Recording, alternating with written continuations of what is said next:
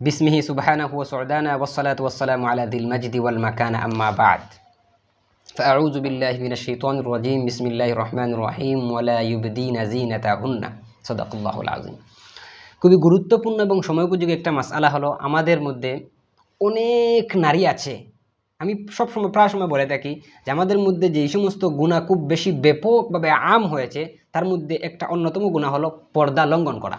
আজকে হাটে মাঠে বাজারে বন্দরে সব জায়গাতে আমরা দেখতে পাই এই যে পর্দাটা মানুষ এমনভাবে পর্দা লঙ্ঘন করছে, সে অনুভবও করছে না যে তার আল্লাহ তাআলার গুরুত্বপূর্ণ একটি বিধান ফরজ তরক করছে।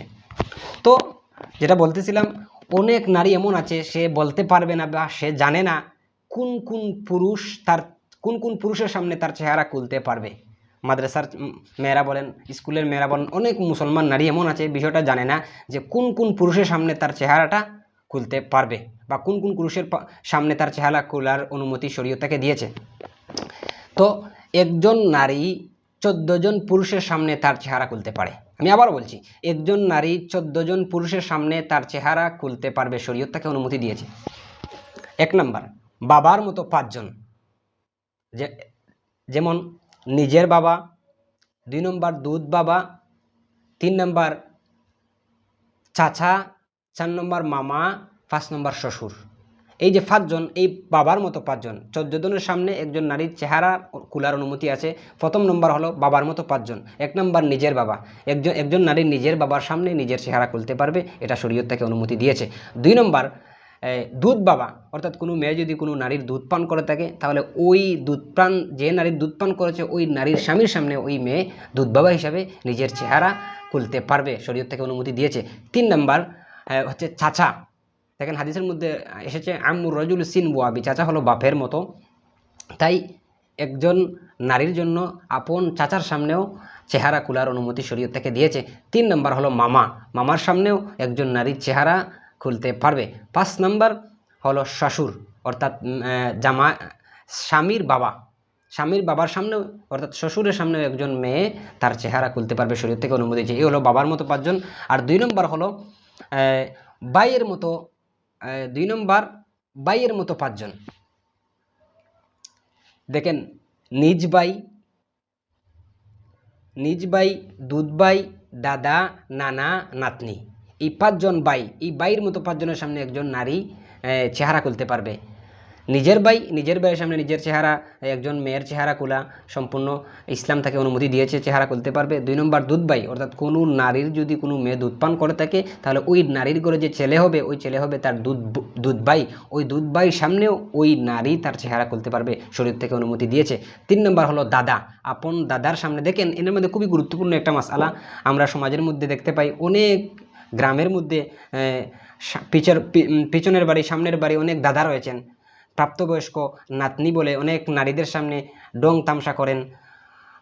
অথবা আমরা মধ্যে একটা ভুল ধারণা রয়েছে যে আমরা অনেকে নাতনিকে দাদার বউ ইত্যাদি বলে সম্বোধন করি। দেখেন এটা সম্পূর্ণ দাদা নানা শরীয়তে বাবার সমতুল্য।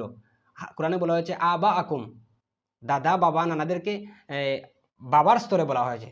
তাই এই সমস্ত জিনিস দাদি নাতনি দিয়ে আমাদের সমাজের মধ্যে একটা ঢং, এটা করা যাবে না, সম্পূর্ণ এটা শরীয়ত গর্হিত একটা কাজ। তো বলেছিলাম ভাইয়ের মতো 5 জনের সামনে নারী তার চেহারা খুলতে পারে। 1 নম্বর নিজ ভাই, 2 নম্বর দুধ ভাই, 3 নম্বর আপন দাদা ভাই, দাদার সামনেও নারীর চেহারা খুলতে পারবে। 4 নম্বর নানার সামনেও একজন নারীর চেহারা খুলতে পারবে। 5 নম্বর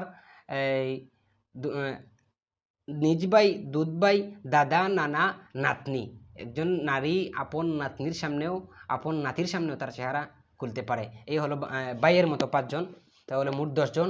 এখন হলো নিজের ছেলের মতো 4 জন। নিজের ছেলের মতো 4 জনের সামনে একজন নারী চেহারা খুলতে পারবে। নিজের ছেলে, ভাইয়ের ছেলে, বোনের ছেলে, মেয়ের জামাই, এই হলো ছেলের মতো 4 জন। অর্থাৎ নিজের ছেলের সামনে একজন নারী চেহারা খুলতে পারে, ভাইয়ের ছেলের সামনেও চেহারা খুলতে পারে, বোনের ছেলের সামনেও চেহারা খুলতে পারে, এবং নিজের মেয়ের জামাই সামনেও চেহারা খুলতে পারবে। এই হলো মোট 14 জন। ভালো করে খাতা বা ডায়েরি থাকলে লিখে রাখবেন যে বাবার মতো 5 জন, নিজ বাবা, দুধ বাবা, চাচা, মামা, শ্বশুর।